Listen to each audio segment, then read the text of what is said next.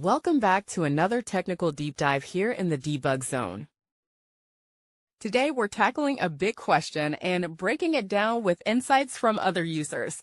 Hopefully this clears up some misconceptions and helps you get the answer you need. So buckle up, stay a little curious, and let's jump right in.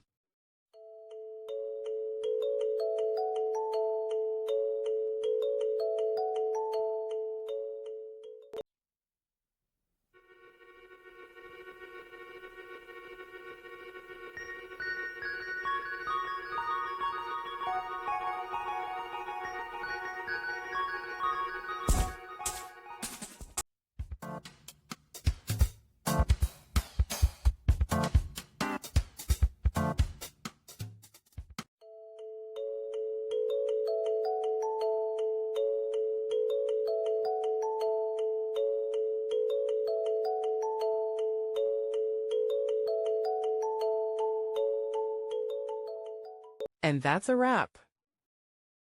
I hope you found the answer you were looking for. If you did, take a second to hit that subscribe button. It really helps out.